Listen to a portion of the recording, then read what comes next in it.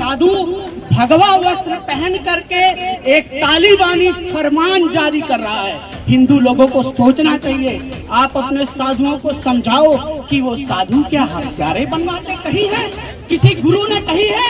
इसका विरोध हिंदुओं को खुद करना चाहिए। इससे बड़ी बात, जो आरएसएस के लोग हैं, क्या वो साधुओं को हत्या करना सिखा मेंबर्स हैं, वो शेड्यूल कास्ट हैं। ये विजय सांपला कहाँ बैठा हुआ है? यही विजय सांपला जी। अरे क्या आपके कमीशन में पावर नहीं है?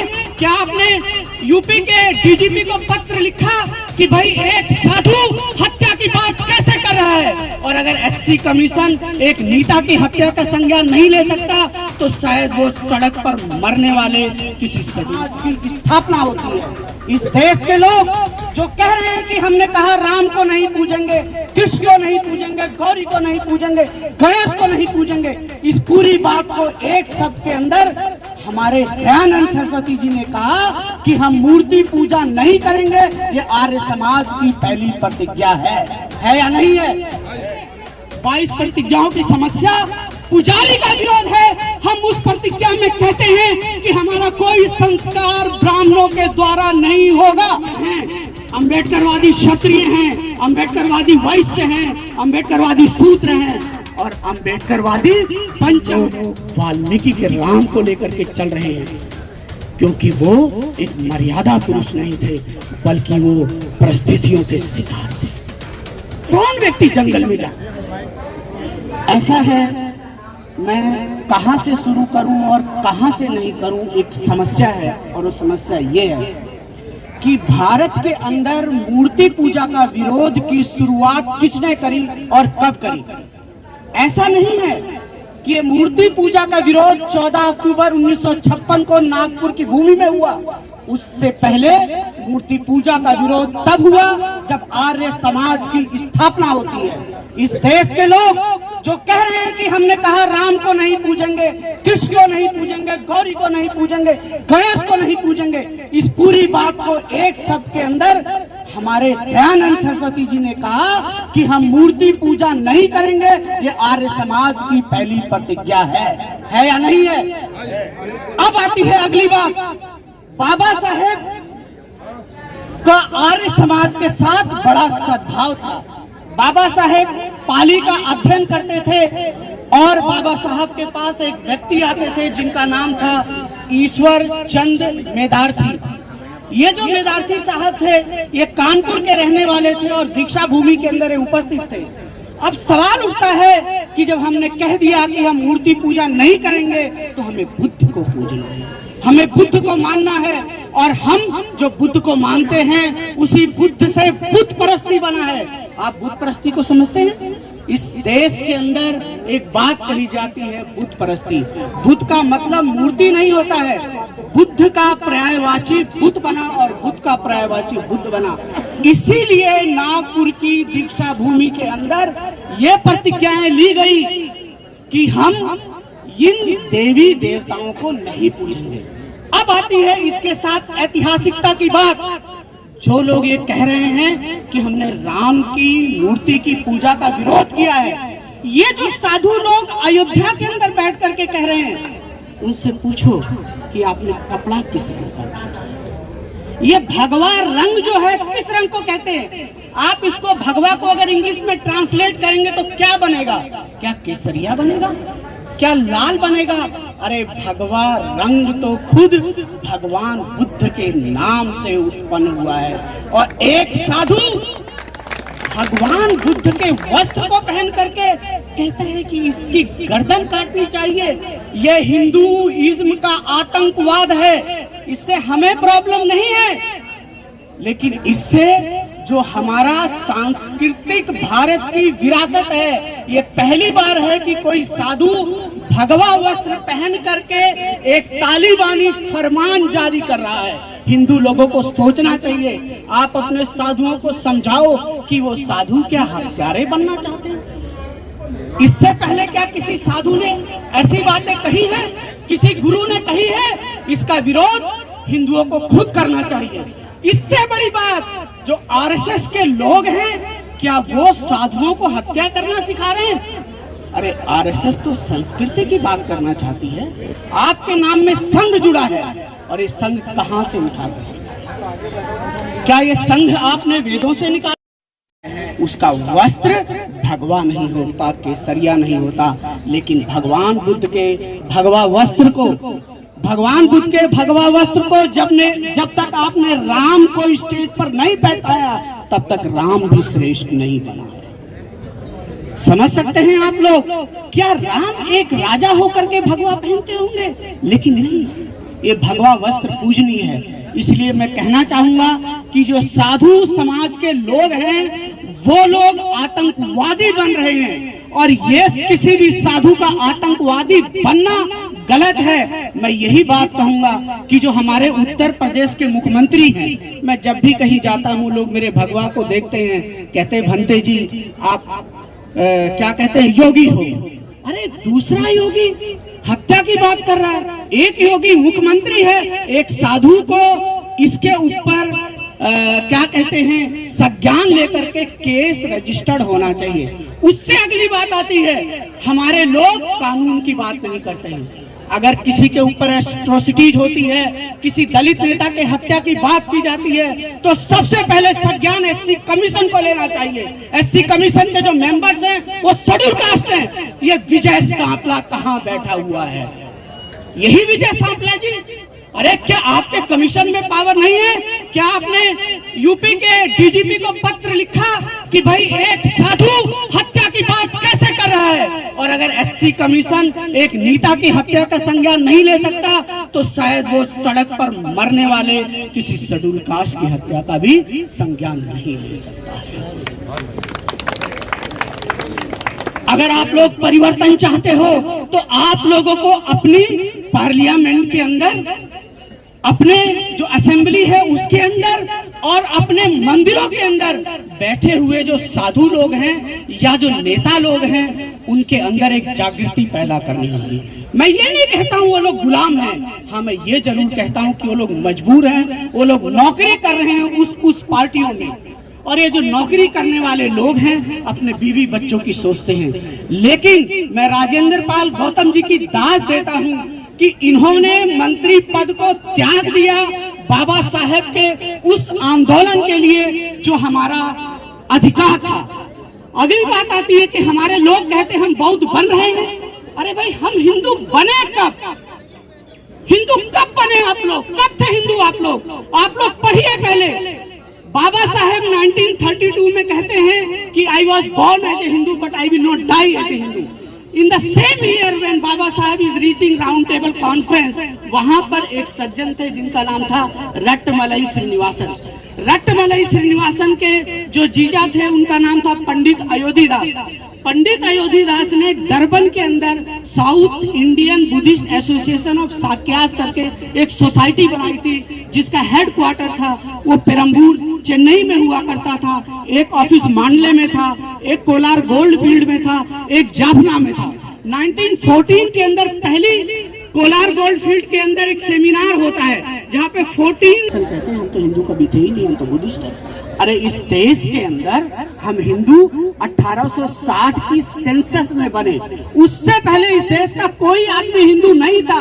और हिंदू जो शब्द है वो मुगलों के टाइम में आया। अगर मुगलों के टाइम में हिंदू शब्द आता है तो उससे पहले इस देश के बसिंदे क्या थे?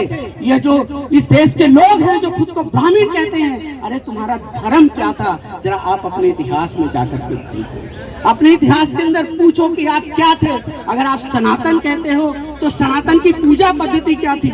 अगर ओम जय जगदीश कहते हो तो ओम जय जगदीश तो श्रद्धाराम फिलौरी ने 1932 के आसपास फिलौर में लिखी। उससे पहले आप लोग कौन सी पूजा करते थे?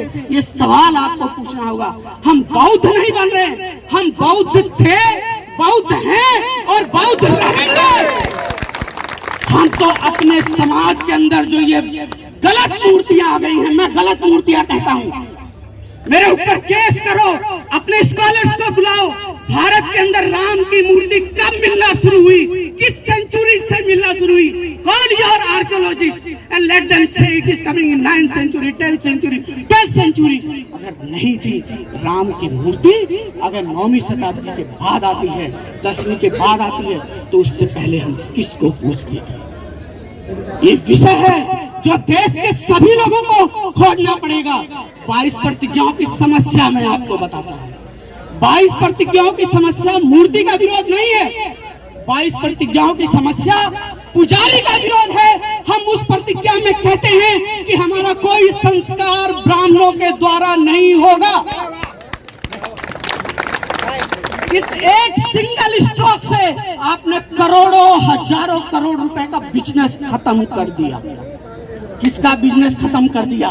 एक जाति का बिजनेस खत्म कर दिया आपने। किसी सभी ब्राह्मण का नहीं। मेरी एक बात सुनिए, हम जब ब्राह्मण कहते हैं तो अच्छे ब्राह्मण हैं जो बाबा साहब के साथ खड़े हुए।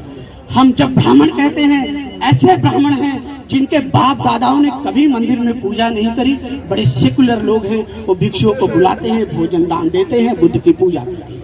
मैं ब्राह्मण नहीं कह रहा हूं, मैं ये हिंदू समाज के उन पुरोहितों को कह रहा हूं जो हिंदू समाज के अंदर जो सुधारवाद आ रहा है उसको रोकना चाहते हैं, उसका इस्लामीकरण करना चाहते हैं। I am not saying that इस्लामीकरण विद द रिलीजन, बट जो ये तालिबानीकरण है, ये जो तालिबानीकरण हो रहा है साधुओं का, ये रुकना चाहता है। और ये करुणा, प्रेम, मैत्री, मुदिता को दर्शाने वाला भगवा अगर हत्या का फरमान जारी करता है तो उसके खिलाफ हिंदू समाज को भी खड़ा होना चाहिए, ब्राह्मणों को भी खड़ा होना चाहिए। ये हम जो अपने आप को अम्बेडकरी कहते हैं, जो अपने आप को बौद्ध कहते हैं, मैं आपसे एक बात कहूंगा कि आप जाति का नाम लेके किसी को गाली मत दो।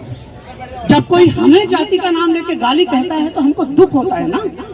तो अगर हम ब्राह्मण को कहेंगे, जिस ब्राह्मण हमारे साथ बैठता है उठता है उसको भी दुख होगा। हमारा जो विरोध है वो मनुवाद के खिलाफ है। इस देश में एक तरफ मनुवाद खड़ा है और एक तरफ अम्बेडकरवाद खड़ा है।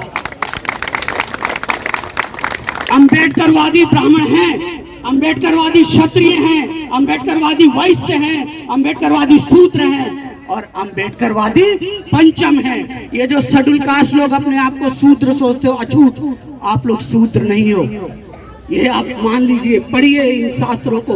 और महिलाओं की बात करता हूं, हमारे भारतीय शास्त्रों के हिसाब से महिला जाति हीन है। जिसके साथ उसने शादी करी उसकी वही जाति हो गई। तो महिला और अछूत एक ग्रुप के अंदर आते हैं। अब मैं फिर वहीं पर आ जाऊंगा। शेड्यूल कास्ट लोग, अछूत लोग बुद्ध धर्म को जब अपनाएंगे तो एक पुरोहित वर्ग का जो बिजनेस है वो खत्म होगा। और जब उस पुरोहित वर्ग का बिजनेस खत्म होगा तो पुरोहित वर्ग चिल्लाएगा, वो हत्या की बात करेगा, गर्दन काटने की बात करेगा। और ये साधु लोग साधु नहीं है, ये पुरोहित हैं जो मंदिरों में बैठे हुए हैं, जिनका बिजनेस खत्म हो रहा है। क्योंकि हमारे डॉक्टर राजेंद्र पाल गौतम जी ने कहा, बाबा साहब की जो प्रतिज्ञा थी कि मैं ब्राह्मणों से अपना संस्कार नहीं करूंगा, मैं जो पिंडदान है वो नहीं कराऊंगा। और यही आंदोलन अगर पूरे भारत में चल गया तो मैं कहता हूँ भारत जो है वो विस्तृत हो जाएगा, विकसित हो जाएगा। मैं और समय नहीं, मैंने आप लोगों का काफी समय लिया, लेकिन आप लोग बाबा साहब के जैसे। देखो, मैं एक बात यहाँ जरूर कहता हूँ, बाबा साहब ने जब लड़ाई लड़ी ना, उन्हें नवाब सपोर्ट करने के लिए कहता हमें आपको सपोर्ट नहीं चाहिए। उन्हें दूसरे धर्म के लोग सपोर्ट करने के लिए आए, उन्होंने कहा हमें नहीं चाहिए। जब हमारे बगल के अंदर कोई दूसरे धर्म का व्यक्ति खड़ा हो जाता है तो लगता है कि हम धर्म युद्ध कर रहे हैं। ये हमारा धर्म युद्ध नहीं है, ये हमारा सामाजिक युद्ध है। और हम अपने पूर्वजों की विरासत में जाना चाहते हैं और अपने साथ हम उन ब्राह्मणों को लाना चाहते हैं, क्षत्रियों को लाना चाहते हैं, वैश्यों को लाना चाहते हैं और सभी को लाना चाहते हैं जो इस भारत की सनातन संस्कृति का मतलब बुद्ध संस्कृति है। सनातन संस्कृति का मतलब जैन संस्कृति है। सनातन संस्कृति का मतलब श्रमण संस्कृति है। उसमें वापस लाना चाहते हैं जहाँ पुरोहित का आतंकवाद नहीं हो, जहाँ असमानता नहीं हो, जहाँ जाति का भेदभाव नहीं हो, जहाँ कन्या को जलाया नहीं जाता हो, जहाँ किसी के साथ जोर जबरदस्ती नहीं की जाती हो। और यह आंदोलन खड़ा हुआ है, खड़ा होगा। मैं इस मंच से तिरुमावलवन जी की भी बड़ाई करता हूँ। मेरे बड़े अच्छे मित्र हैं, वो तमिलनाडु से हैं, उनकी अपनी पार्टी है। हाँ, कभी वो रामदास अठावले जी के साथ भी हुआ करते थे। अठावले जी बैठे हैं, भाई आप भी 22 प्रतिज्ञा लेते हो, कभी आरएसएस ने बीजेपी ने आवाज क्यों नहीं उठाई? क्यों नहीं उठाई? कौन नहीं लेता 22 प्रतिज्ञाएं? तो मैं आप लोगों से कहूंगा कि जो हमारे तिरुमावलवन जी हैं, उन्होंने राजेंद्र पाल गौतम जी को ऑफिस दिया कि आइए आप यहाँ सेंटर से ऑफिस चलाइए। ये उत्तरी और दक्षिणी आंदोलन जुड़ रहा है। आप जितना हमें छेड़ोगे, इधर करेक्ट माँ आएंगे तिरुमावुर, हाँ करेक्ट माँ, हाँ अभी दक्षिण भारत और उत्तरी भारत जुड़ रहा है, और अगर उत्तरी भारत और दक्षिणी भारत जुड़ेगा तो वाल्मीकि की रामायण सामने आएगी। मैं वाल्मीकि की रामायण की बात क्यों करता हूँ? भारत में 2 रामायण हैं। एक है रामचरितमानस, जिसके अंदर राम को पुरुषार्थी पुरुष दिखाया गया है। एक है वाल्मीकि रामायण, जिसके अंदर यथावत दर्शाया गया है कि राम का जो जन्म है वो ऋषियों के द्वारा दिए गए फल के खाने से होता है। अब ऋषियों ने कौन सा फल दिया, ये तो वाल्मीकि जी जानते हैं। मैं रामायण की बात कर रहा हूँ, वाल्मीकि रामायण की बात कर रहा हूँ। और उसी वाल्मीकि रामायण के उद्धरण को पेरियार जी ने कहा। ये अंबेडकरी लोग जो वाल्मीकि का विरोध करते हैं, उन्हें वाल्मीकि को पढ़ना चाहिए। आपको एक पुस्तक है राम की कहानी, राम की जवानी, जिसे भंते आनंद कौशल्यान ने लिखा है। और भंते आनंद कौशल्यान खत्री समाज से आते थे, और इस पुस्तक पढ़ी है किसी ने भाई यहाँ पे? अरे क्या करते हो यार, अंबेडकरी कहते हो खुद को, किताबें पढ़ते नहीं हो, क्या करते हो आप लोग? हमारी जो लड़ाई है वो विद्वता की है। हम इंफॉर्मेशन पे लड़ेंगे, हम सच्चाई पे लड़ेंगे। और अगर केस लेकर के ये जाते हैं तो इन केसों का एक पब्लिक के ऊपर केस सुना जाए, फिर पता चलेगा सच्चाई क्या है। देखो, पेरियार जी ने वही कहा है जो वाल्मीकि जी ने अपनी रामायण में कहा, और जो वाल्मीकि जी ने कहा वही ललई यादव ने कहा। हमें वाल्मीकि जी का शुक्रगुजार होना चाहिए कि उन्होंने यथार्थ को रखा। अगर इस देश के अंदर वाल्मीकि नहीं होते तो आज राम भी नहीं होते, ये आप याद रखें। लेकिन वाल्मीकि के राम में और तुलसी के राम में अंतर है। हिंदू समाज तुलसी के राम को लेकर चल रहा है, लेकिन वाल्मीकि के राम को छोड़ दिया। हम लोग वाल्मीकि के राम को लेकर के चल रहे हैं, क्योंकि वो एक मर्यादा पुरुष नहीं थे, बल्कि वो परिस्थितियों के शिकार थे। कौन व्यक्ति जंगल में जाना चाहे? परिस्थितियां ही है ना, जंगल में भेजती है। और ये परिस्थितियों की जो शिकार है वो हम लोग भी हैं। आज अगर हम यहाँ बैठे हैं, हम परिस्थितियों के शिकार हैं। हमारी कोई लड़ाई हिंदू धर्म से नहीं है, हमारी लड़ाई कोई इस्लाम से नहीं है, हमारी लड़ाई ब्राह्मण से नहीं है, हमारी लड़ाई किसी से नहीं है। हम किसी के विरोध में यहाँ नहीं बैठे, हम भारतीय संविधान को लागू करने के लिए बैठे हैं और मनुवाद को खत्म करने के लिए बैठे हैं। हम यही कहेंगे, भारतीय संविधान लागू हो, मनुवाद खत्म हो। अपने शब्दों को मैं विराम देता हूँ। सभी को नमो बुद्धाय, सभी को जय भीम।